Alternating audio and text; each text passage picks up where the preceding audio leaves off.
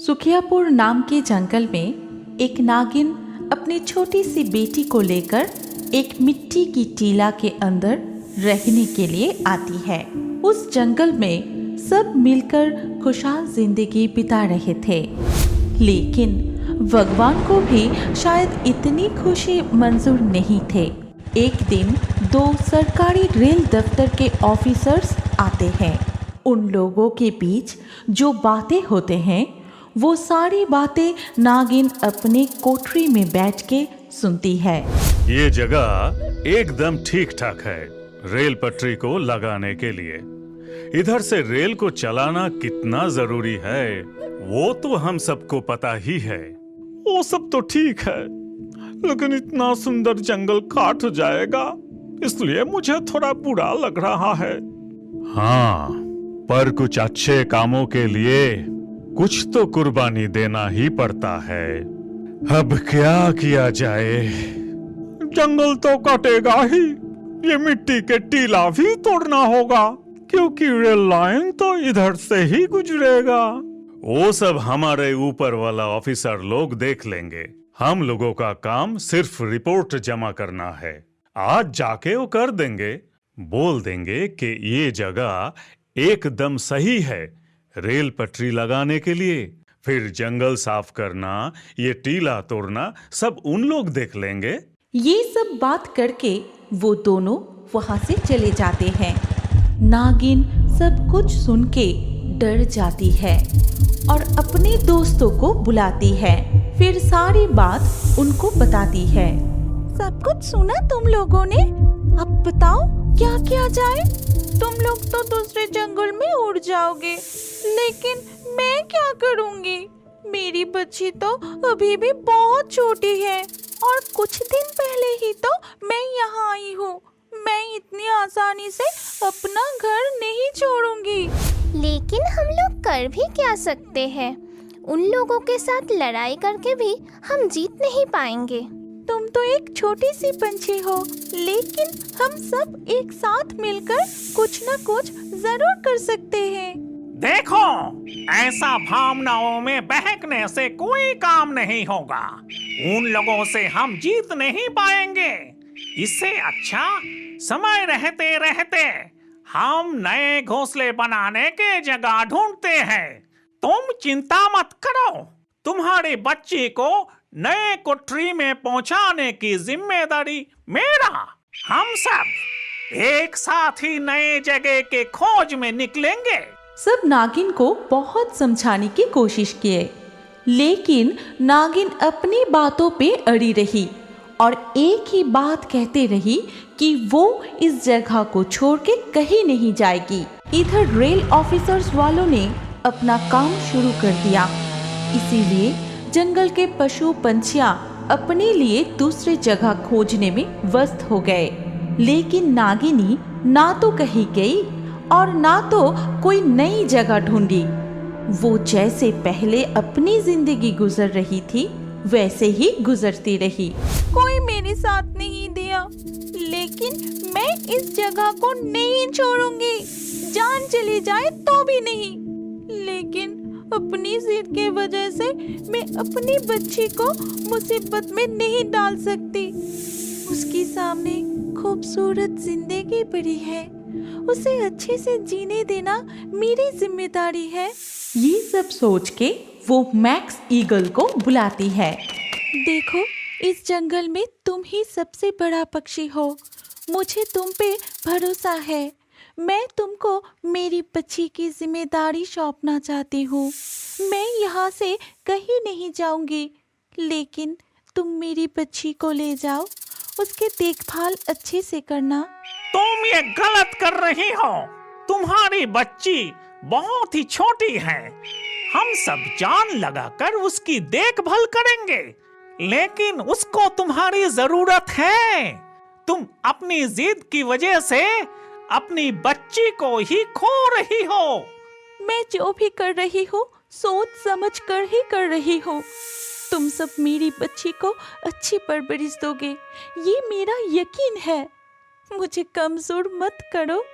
इसे लेकर जाओ।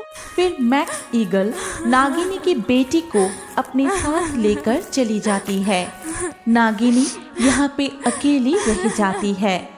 पूरी जंगल खाली हो गया था।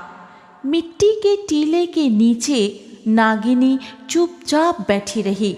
वो मन ही मन सोचने लगा कि कैसे ये कार्यक्रम रोका जाए। कितने सारे पशु पक्षी को बेघर किया ये रेल पटरी। अगर मैं मर भी जाती हूँ तब भी ये जगह नहीं छोड़ूंगी और एक भी रेल को यहाँ से चलने नहीं दूंगी, और ये वादा मेरी अपने आप से है। कुछ ही दिनों में मिट्टी के टीला भी तोड़ दिए गए। जंगल को तो पहले ही साफ कर दिया गया था। वहाँ रेल पटरी भी लगाए दिए गए। उसके कुछ ही दिन बाद पहले रेल चलना शुरू किया। जहाँ वो टीला थी, हर रात को उस जगह पे आके नागिनी रोती रहती थी। ये क्या कर दिया इन लोगों ने। मैं यहाँ अपनी बेटी के साथ कितनी खुशी से रह रही थी, और इस जंगल में सारे पशु पक्षी मिलके कितने मजा करते थे, लेकिन अब सब खाली हो गया है। तभी अचानक उस रेल लाइन में तेजी से एक ट्रेन आ जाती है और नागिनी पटरी से हट जाने के पहले ही एक्सीडेंट में उसकी देहांत हो जाती है। और वो नागिनी की अतृप्त आत्मा चुड़ैल बनके रेल पटरी के आसपास ही भटकने लगती है। अब मैं यहाँ पे एक भी रेल चलने नहीं दूंगी, किसी को भी शांति नहीं दूंगी। सबने मिलके मेरी घर छीन लिए, मेरी बच्ची को और मेरे सारे दोस्तों से मुझे अलग कर दिए। अब किसी को नहीं छोड़ूंगी। उस दिन के बाद से एक भी रेल सही सलामत चल नहीं पाया। कुछ रेल वहाँ खराब हो जाता था और कुछ का अचानक एक्सीडेंट हो जाती थी। कुछ तो कहाँ गायब हो गई, किसी को पता ही नहीं चला।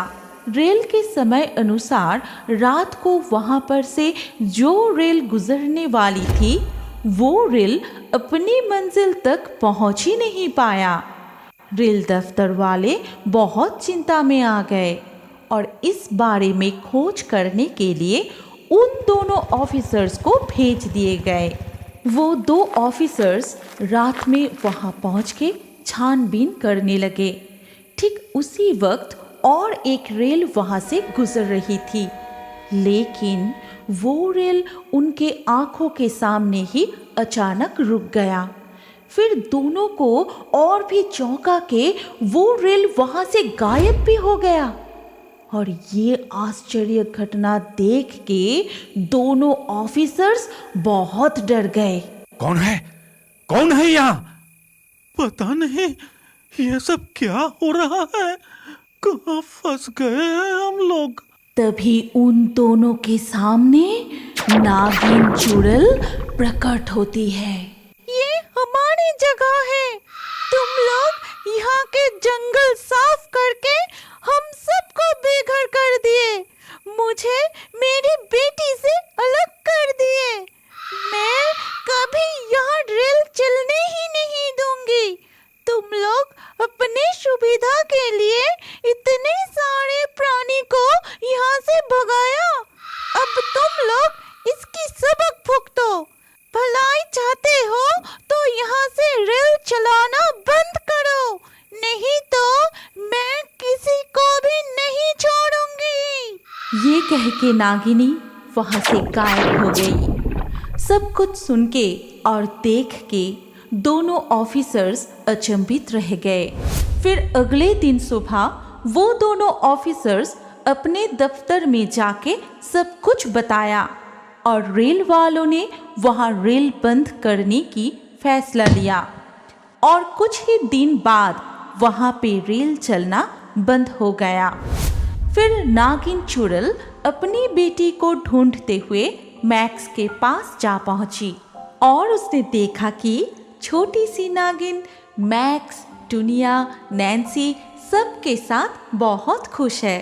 तब नागिन चुड़ैल उन सब के सामने प्रकट होके सारी बात बताई। आज मेरी आत्मा को शांति मिल जाएगी। मैं आज बहुत खुश हूँ। तुम लोग मेरी बेटी की अच्छी परवरिश कर रही हो, ये देख के मुझे और भी शांति मिल गई। और अब इस चुड़ैल के रूप से मुझे मुक्ति मिल जाएगी। कुछ साल बाद ही शुकियापुर के जंगल फिर से हरा भरा हो जाएगा। तुम सब अपनी अपनी जगह पे लौट जाना, तभी मेरी लड़ाई को न्याय मिलेगी। ये कह के नागिन चुड़ैल हमेशा के लिए गायब हो गई। कुछ साल बाद सारे पंछियाँ छोटी सी नागिनी को लेकर शुकियापुर के जंगल में लौट गए और खुशी खुशी सबके साथ मिलके जीने लगे। क्या आपको पता है हमारी कहानी के हिस्सा आप भी बन सकते हैं? कैसे? पहले हमारे पिक्सटून चैनल को सब्सक्राइब कीजिए, फिर आपका नाम कमेंट में लिख दीजिए। लकी ड्रॉ के माध्यम से आपका नाम चुना जाएगा और हमारे नए कार्टून वीडियो में किस किस का नाम चुना गया है वो जानने के लिए स्क्रीन के ऊपर इस वीडियो कार्ड में क्लिक कीजिए।